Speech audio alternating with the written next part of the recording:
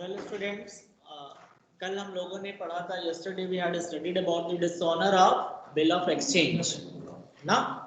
सो dishonour का मतलब क्या होता है ये मैंने बताया था। Honour means when drawee makes payment on due date of the bill accepted by him earlier, it's called honoured. अभी तक हम लोग ऑनर पढ़ चुके थे एग्जाम से पहले।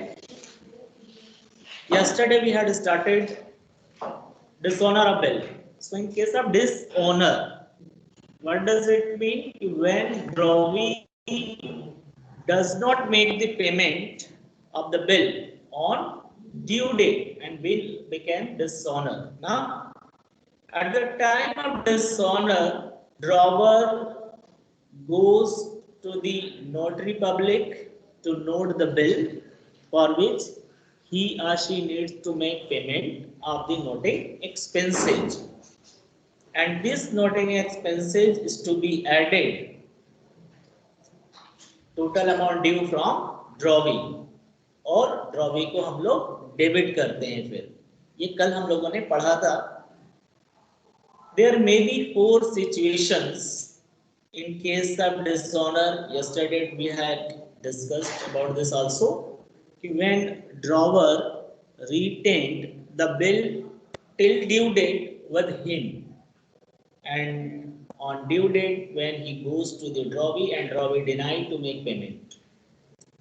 Second one case we had discussed, when drawer gets discounting of the bill, when drawer got discounted the bill from his bank immediately or before maturity of the period, but on the day of maturity he comes to know has become dishonor.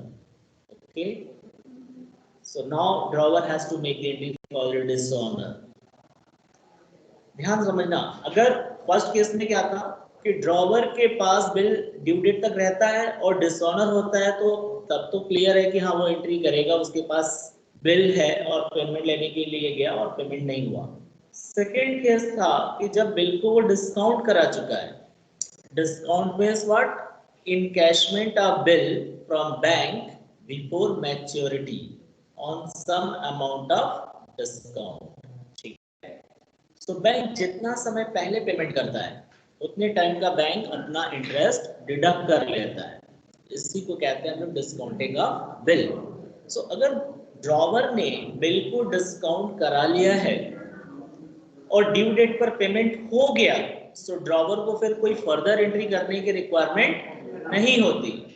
लेकिन discount कराने के बाद अगर से drawee payment नहीं करता है, तो इस केस में ड्रॉवर को भी डिसऑनर की एंट्री पास करना पड़ेगा, जो कि हम लोगों ने सेकेंड केस में कल पढ़ा था कि when bill has been discounted and on due date bill became dishonour.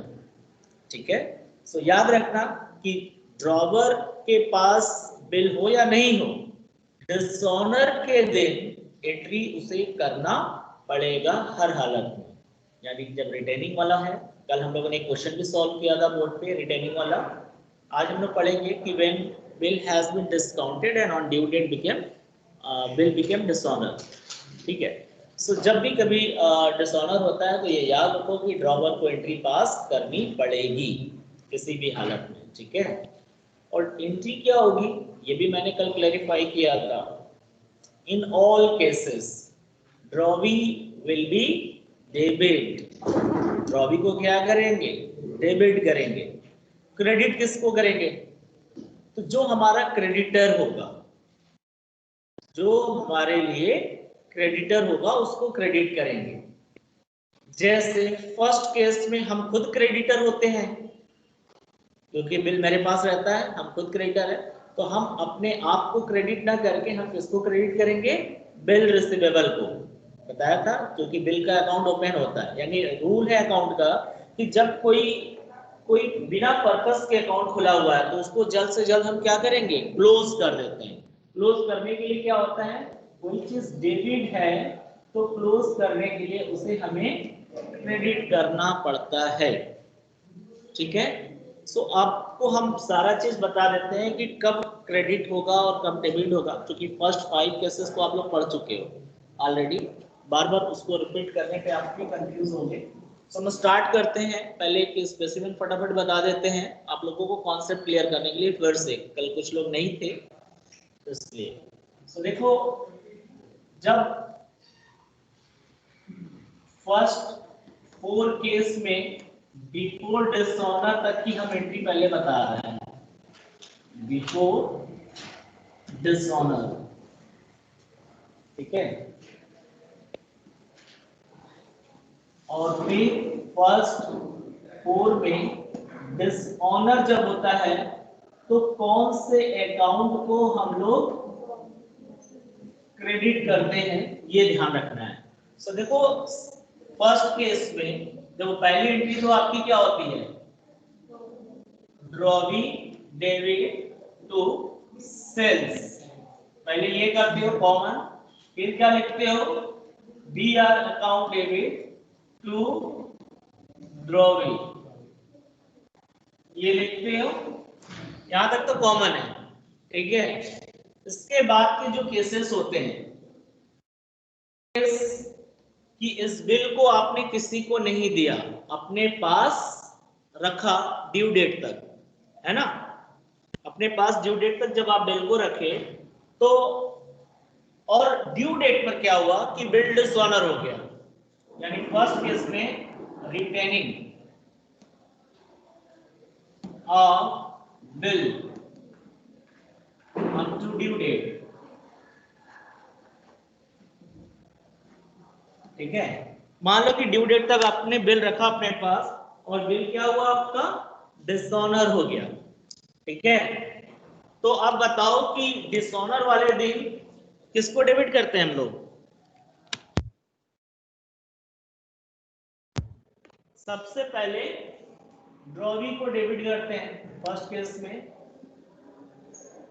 Drawee तो हमेशा डेबिट होगा। फर्स्ट केस में क्या हुआ कि आपने गुड सेल किया, बिल मिला, लेकिन बिल को अपने पास रखे रह गए, किसी को नहीं दिया, तो कौन सा अकाउंट ओपन है, इसका अकाउंट क्लोज करना है, क्योंकि पैसा नहीं मिला। तो यहां क्या लिखेंगे, bill receivable account, first case में अकाउंट क्लोज करना होता है, बिल का पैसा मिलता तो भी बिल का अकाउंट क्लोज होता, और नहीं मिला तो भी अकाउंट क्लोज करेंगे, क्योंकि रखने का कोई मतलब नहीं है, पेमेंट तो हो ही नहीं रहा है। तो सबसे पहले ड्रॉवी को डेबिट और टू बी आर। जब बिल डिसऑनर हो जाता है तो हमें नोट कराना पड़ता है, तो नोटिंग के लिए अगर इंफॉर्मेशन दिया है तो हम क्या लिखेंगे यहाँ पे, टू कैश, और ये पैसा जो होगा वो नोटिंग का होगा, नोटिंग एक्सपेंसेस। ये तो हुआ फर्स्ट केस कि जब बिल डिसऑनर होता है, तो सिर्फ हम ड्रॉवर की बुक में बता रहे हैं, याद रखना आप लोग, ड्रॉवरी में तो एक एंट्री बताया था कल, वही है। सो सबसे पहले आपने देखा कि यहाँ पर बी आर ओपन था, इसलिए इसको क्रेडिट किया फर्स्ट केस में, और नोटिंग चार्जेस का पैसा अलग से, ठीक। सेकेंड केस, आप बिल को डिस्काउंट करा लेते हो, सपोज दैट, सो आपने गुड्स सेल किया, आपके पास बिल आया, और आपने क्या किया, बिल को डिस्काउंट करा लिया। तो डिस्काउंट कराते ही आप क्या एंट्री करते हो, bank account debit discount allowed या discount account debit to B R account, आप ये एंट्री करते हो। Is it clear? सो अब बताओ कि अगर पेमेंट हो जाता तो इसके बाद और कोई एंट्री होता, नहीं होता, लेकिन जब डिसऑनर हो गया तो डिसऑनर के केस में ड्रॉवर को एंट्री करनी पड़ेगी। क्यों, ध्यान समझो, क्रेडिटर कौन होता है और डेटर कौन होता है, जिससे हमें पैसा लेना, the amount due from others, the amount due from others is called debtor, and the amount due to क्या होता है, अदर्स, तो क्या होगा हमारे लिए, क्रेडिटर, राइट। सो अब बताओ कि आपने बैंक से पैसा ले लिया है, डिस्काउंट कराने का मतलब क्या हुआ, पहले आपने ले लिया, अब समय पर अगर ड्रॉवी आपका पेमेंट कर देता है इस बिल का, तब तो हिसाब खत्म हो जाता, लेकिन ऑन ड्यू डेट ड्रॉवी ने पेमेंट नहीं किया, तो ड्रॉवी हमारा क्या हो गया, डेटर, क्योंकि हमें उससे पैसा चाहिए। और बैंक हमारे लिए क्या हो गया, क्रेडिटर। बैंक पकड़ेगा हम ही को, तुम बिल लेकर आए थे, हम तुम्हारे क्रेडिट में तुमको हम डिस्काउंट करा कर दे दिए, ये रिजेक्ट हो गया, तो बैंक हमारे अकाउंट से पैसा माइनस कर लेगा बिना पूछे ही।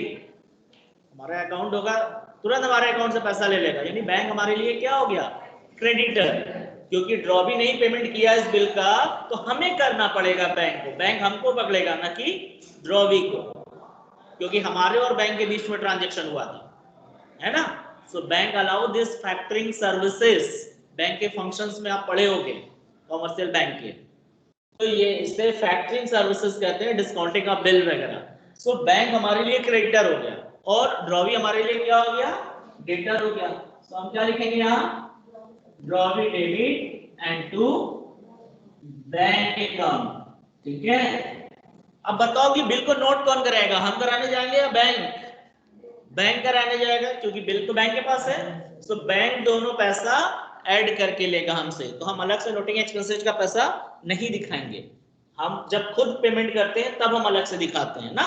यहाँ पर बैंक हमारे अकाउंट से माइनस कर लेगा, बैंक बिल का पैसा तो माइनस करेगा ही, साथ में नोटिंग का पैसा भी हमारे अकाउंट से डिडक्ट कर लेगा, ठीक है।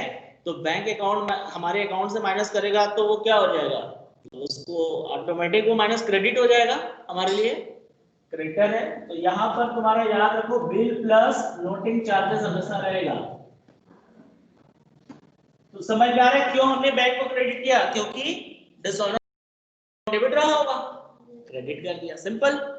अब थर्ड केस, कि अगर हमने बिल को इंडोर्स कर दिया है किसी को, अगर मान लेते हैं कि मिस्टर सी को इंडोर्स कर दिया है, सी कौन है, इंडोर्सी, इंडोर्सी डेबिट, इंडोर्सी को हमने सी नाम दे दिया, एंड टू बी आर, चूंकि हमने बिल इंडोर्स कर दिया तो हम यही किए होंगे ना, मान लो हमने गुड सेल किया, बिल मिला और पेमेंट में सी को इंडोर्स कर दिया, अगर पेमेंट हो गया होता तो हिसाब खत्म, बट ड्यू डेट पर ड्रॉवी ने पेमेंट नहीं किया, जब नहीं किया तो हमारे लिए डेटर कौन है, ड्रॉवी, और क्रेडिटर कौन हो गया, इंडोर्सी, क्योंकि सी हमसे पैसा मांगेगा, कहेगा कि जो आप बिल दिए तो वो तो फर्जी है, अब हमें पैसा दो, अपना बिल पकड़ो, ठीक है। तो समझ में आ रहा है तो इसी तरह थर्ड केस में भी हम किसको डेबिट करेंगे, ड्रॉवी को, एंड क्रेडिट किसको करेंगे, इंडोर्सी को, यानी कि इंडोर्सी का मतलब सी जो है ना, और बिल और नोटिंग एक्सपेंसेस का पैसा दोनों ऐड करके, क्योंकि पेमेंट कौन किया होगा नोटिंग का, इंडोर्सी किया होगा, और वो हमसे ऐड करके मांगेगा और हम ऐड करके ड्रॉवी से मांगेंगे। तो बड़ा सिंपल है, क्यों हमने इंडोर्सी को क्रेडिट किया, क्योंकि डिसऑनर वाले दिन सी डेबिट है, तो इसका अकाउंट क्लोज करेंगे तो हो जाएगा। कल भी यही मैंने पढ़ाया था, आज भी वही चीज पढ़ा रहे हैं ताकि दोबारा से दिमाग में सेट हो जाए। क्लियर है यहाँ तक, कोई कंफ्यूजन? चलो चौथा केस है कि जब हम बिल को कलेक्शन के लिए सेंड करते हैं, ठीक है, सो हम यहीं पे अरेंज कर देते हैं,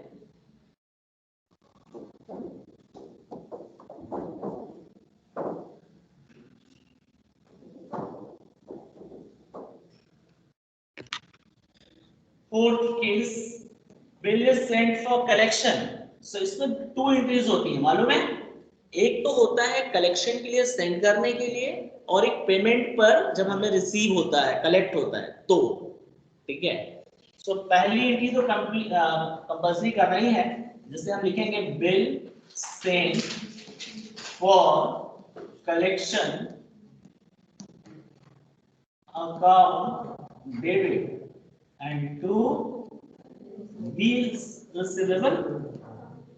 अब अगर से ड्यू डेट पर इसका पेमेंट हो जाता तो यहीं पे लिख देते second entry, bank account debit to bill send for collection, but payment नहीं हुआ, हम तो यही पढ़ा डिसऑनर, सो मान लो पेमेंट नहीं हुआ, सो हम यहीं पे डिसऑनर की एंट्री, वहां पे स्पेस नहीं है, फॉर डिसऑनर हम लिख देते हैं डिसऑनर जब होगा तो हम डेबिट किसको करेंगे, हमें पैसा किससे लेना है, ड्रॉबिल से। रेडी हो एकदम, डिसऑनर हुआ तो ड्रॉबी को पहले पकड़ो, ठीक है। देखो कहां पर है, सो ड्रॉबी डेबिट, कौन से अकाउंट ओपन है, इसी को क्रेडिट कर देंगे, बिल सेंड फॉर कलेक्शन, क्योंकि देखा जाए तो ये बिल मेरे पास ही है इनडायरेक्टली, हम अपने पास रखने की वजह बैंक में भेज दिया रखने के लिए। बैंक के पास जब कलेक्शन के लिए भेजते हैं तो इसका मतलब है थोड़ी कि बैंक हमारे अकाउंट में पैसा डिपॉजिट कर देगा। डिपॉजिट कब करेगा, जब वो कलेक्ट होगा, अभी तो वो एक सेफ्टी पर्पस के लिए वो रखा हुआ। सो ये हो गया। अब नोटिंग एक्सपेंसेस का पैसा बैंक कराएगा तो बैंक हमारे अकाउंट से माइनस करेगा, है ना। तो जब पहले केस में क्या था कि हम अपने जेब से दे रहे थे तो कैश लिखे थे, अब बैंक हमारी तरफ से पेमेंट करेगा क्योंकि बैंक में हमने बिल भेज दिया है। सो बैंक हमारी तरफ से पेमेंट करेगा तो बैंक लिखेंगे क्योंकि बैंक हमारे अकाउंट को माइनस कर देगा, ठीक है। बस यही केस है, अब इसके अलावा और कोई केस नहीं है। सो कुछ समझ में आया। कल नॉर्मल क्वेश्चंस हम लोगों ने किया था ड्रॉवर और ड्रॉबी में, और कोई डिस्काउंट या एंडोर्समेंट कुछ भी नहीं हुआ। तो आज हम एक क्वेश्चन लेंगे जिसमें एंडोर्समेंट भी होगा, डिस्काउंट भी होगा, ताकि दो केस हम लोग एक साथ पढ़ें, ठीक है। जल्दी से सीख लेंगे, कॉन्सेप्ट तो समझ में आ ही गया है। देखो रिन्यूअल शायद हमारे ख्याल से क्वेश्चन में इस बार सिलेबस से हटा दिया है क्या, एक बार रिन्यूअल ऑफ बिल, लेकिन रिन्यूअल होता तो अच्छा लगता पढ़ने में। चलो ठीक है, फिर भी हम तुम लोगों को 11th में अच्छे से जो हट गया है उसको भी बाद में कवर करवा देंगे, ताकि you must have knowledge. Due to lockdown the syllabus has been reduced only, but in the competitive exams you have to crack the exams, so you have to complete all the syllabus, you have to go through all the topics, even BRS, bank reconciliation statement also I will be teaching later on. First the syllabus, what is as per the CBSE, we have to complete it, okay. So okay students, take the screenshot and start writing the question. Just I am going to write on the board. If is it clear to all of you, you can show your emojis only.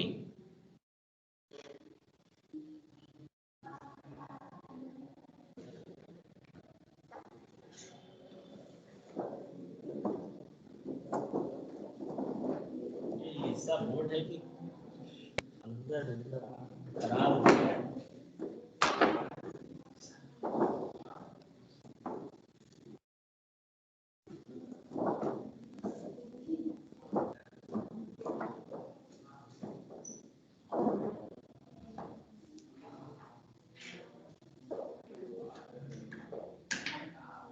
So now write the question.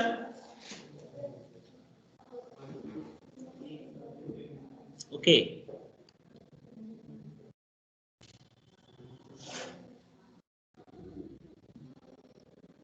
तो start करें question लिखना, आप लोग भी साथ में लिखो फटाफट, ठीक है।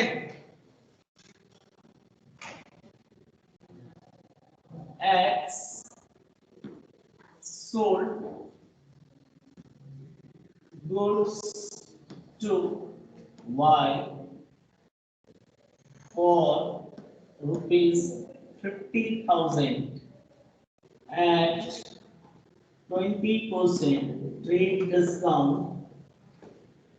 on 1st January 2020, ठीक है। Y accepts a bill at 3 months for the amount and return it to X on 1st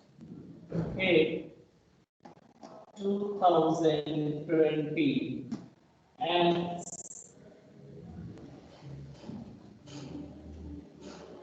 endorsed the bill to Z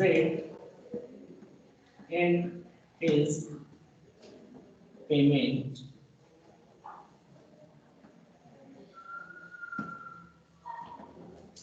Z discounted the bill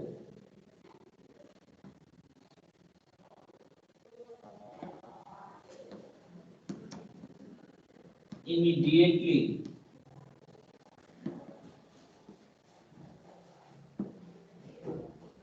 from his bank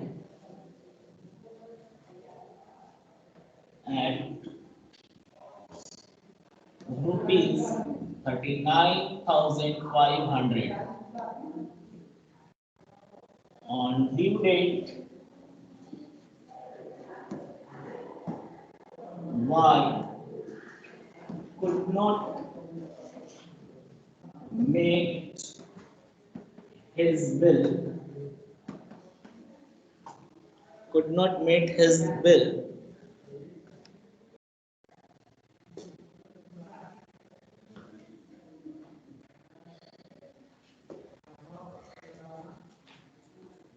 So bill became dishonor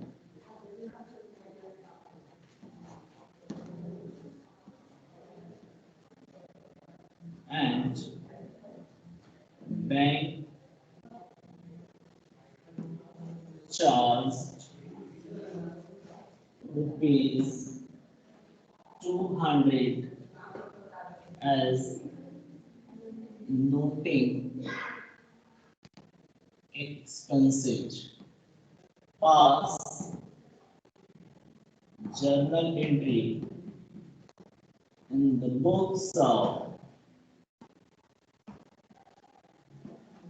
X, Y, and Z. So you take this screenshot, students.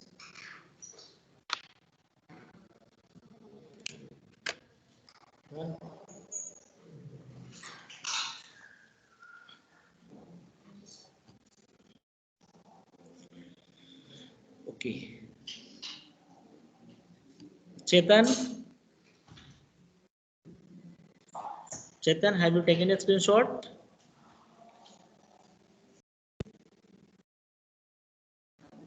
Okay, good. So now draw the format. You all people should take the screenshot and show your emojis only.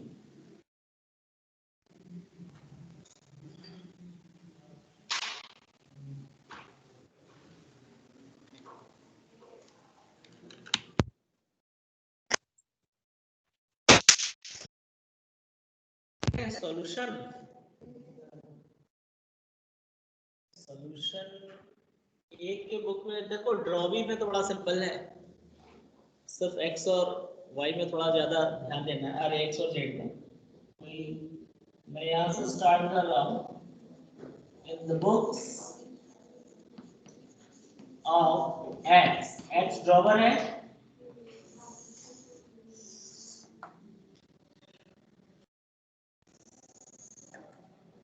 जल्दी जल्दी आप लोग करेंगे तो हम H भी करते जाएंगे। क्वेश्चन मैंने इरेज नहीं किया कि आप लोग देखते भी जाओ। सो 2020 जनवरी 1 आप सभी लोग अपने आप को एज्यूम करेंगे एक्स ना, बिकॉज मतलब ड्रॉवर एज्यूम करेंगे, आप लोग ड्रॉवर हो। आप लोगों ने क्या किया यहाँ पे, गुड्स सेल किया to whom Y, so you will be writing here Y David to sales account. Narration I'm not going to write, you can write yourself. Narration just I am dictating. Goods sold to Y. But for how much? You have sold for rupees 50,000 at 20% trade discount. So you know that the trading discount will not be considered in the journal entry, na? So we ignore it. First we have to calculate and subtract it. So 50,000 into 20% will be 10,000 and 10,000 should be deducted. So net price will be 40,000.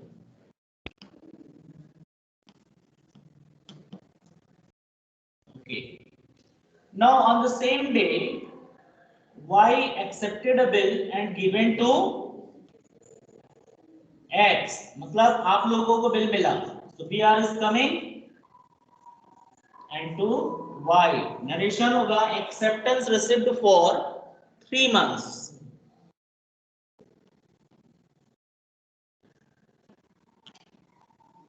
ठीक, यहाँ 2 entries हो गए,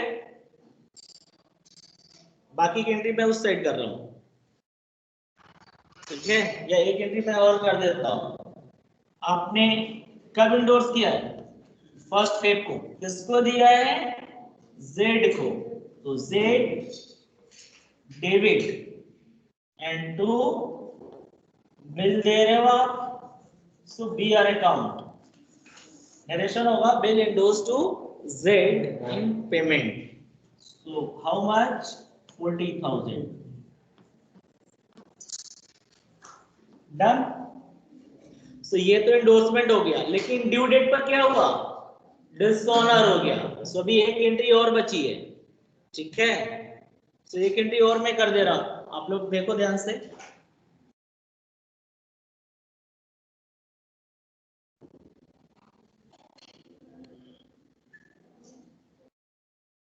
okay, so due date पर, due date क्या आएगा? अप्रैल 4 अप्रैल, क्योंकि 3 months का है, 3 डेज एक्स्ट्रा ऐड करके हो गया। तो सबसे पहले डेबिट किसको करेंगे? ड्रॉवी को। उस ड्रॉवी वाई। क्रेडिट किसको करेंगे? जिसका अकाउंट यहाँ ओपन है ना, क्रेडिटर जेड, जो कि एंडोर्स कर चुके हो आप, सो जेड। तो नोटिंग एक्सपेंसेस का पैसा जेड अपने पास से देगा, तो दोनों ऐड करके लिखेंगे कितना नोटिंग एक्सपेंसेस? 200। सो 40,000 200, 40,000 200। डन। यानी एक ही साइड में हम लोग ने कंप्लीट कर लिया। तो हो गया खत्म एक्स की बुक में। अब हमें क्या करना है in the books of Y, लेकिन हम पहले जेड की बुक में आपको पढ़ाएंगे, ठीक है। वाई की बुक में कॉमन एंट्री है, वो सब लोग कर। Now I am coming to the endorsee's book ना। ठीक, सो देखो आपको यहाँ पे मैं लिख रहा हूं in the books of Z. Y हम अलग से बता देंगे, पहले जेड बता दें। तो देखो जेड और एक्स की कंडीशन सेम है। एक्स ड्रॉवर है वाई के लिए और जेड ड्रॉवर है एक्स के लिए, है ना। वाई ड्रॉवी है एक्स के लिए और एक्स ड्रॉवी है जेड के लिए। जेड, ठीक है ना, समझ में आ रहा है?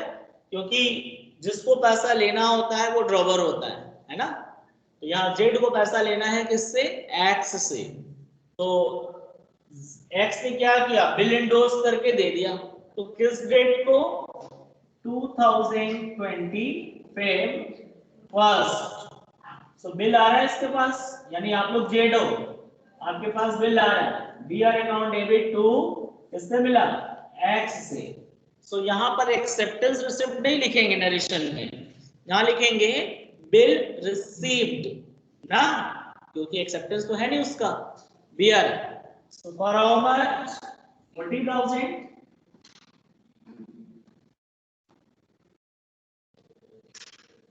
डन।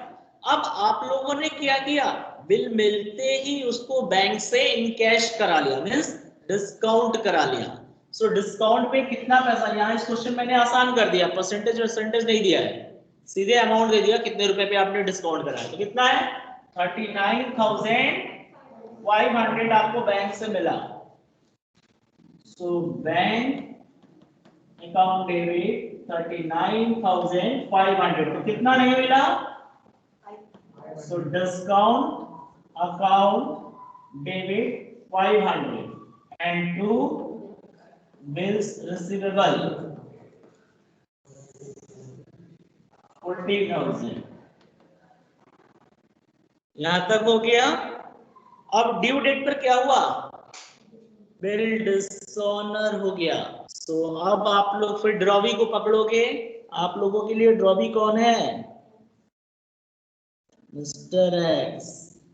तो अप्रैल डेट आएगा अप्रैल 4।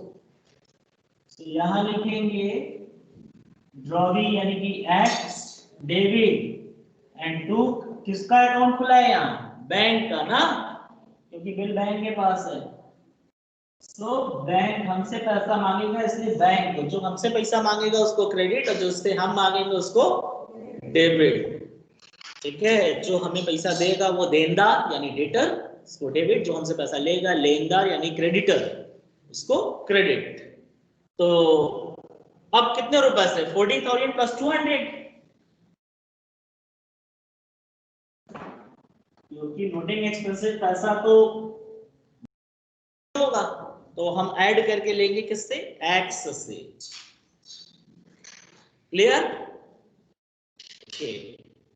सो अब आप लोग अपने से कर पाओगे ड्रॉवी की बुक में, क्योंकि ड्रॉवी को इंडोर्सी और डिस्काउंट से कोई मतलब नहीं है। मैं डिक्टेट कर दे रहा हूं, आप लोग चाहो तो नोट कर सकते हो। In the books of Y, first entry you will do purchase account debit to X. Just write, everyone should write purchase account debit to Y, sorry to X. Date क्या होगा, 1 January 2020 ना। So purchase account debit to X 40,000, right? Second entry on the would be X debit, X debit to bills payable account, to bills payable account, ठीक है, same amount 40,000, and on due date will be 4th April, right? So due date will be 4th April. So on 4th April will become dishonor. So whether it is going to dishonor or going to make payment, it doesn't matter. First you will pass the entry BP account debit, क्योंकि bill तो आएगा आपके पास, तब तो पता चलेगा कि आप पेमेंट करोगे कि डिनाई करोगे, यानी BP अकाउंट डेबिट 4th अप्रैल को। ये एंट्री कॉमन है, बिल्स पेबल अकाउंट डेबिट हो गया, कितने से, 40,000, right? Now noting expenses account debit, noting expenses account debit, noting expenses account debit, how much, 200, and to drawer, whose drawer, X. So लिखिए 2X, how much, 40,200, that's it, finish. अब आप लोग book से question ज्यादा से ज्यादा लगाओगे, अभी एक और बता देंगे कलेक्शन वाला, मोर देन वन बिल बता देंगे। अभी मोर देन वन बिल अभी नहीं पढ़े हम लोग ना, सिंगल बिल पढ़ा हम लोगों ने। सो नेक्स्ट क्लास में हम लोग more than one bill with dishonour, ठीक है? तो हम लोग डिफरेंट कंडीशन में डिसऑनर भी सीख लेंगे, मोर देन वन बिल रहेगा तो एक ही क्वेश्चन से। सो आप लोग प्रिपेयर करो अच्छे से, फिर इसके बाद देखते हैं कौन सा चैप्टर स्टार्ट किया जाता है, कुछ टेस्ट वगैरह भी लेंगे और वाइवा। हाँ, आप सभी लोग रेडी रहिए, जो लोग नहीं आ रहे हैं उनको बोलिए कि वाइवा का बस हम डेट डिक्लेयर करने जा रहे हैं, जो भी ऑफलाइन आ रहे हैं, ठीक है, उनका वाइवा होना है उस समय, जो ऑनलाइन होंगे उनका देखा जाएगा, जो मतलब आउट ऑफ स्टेशन होंगे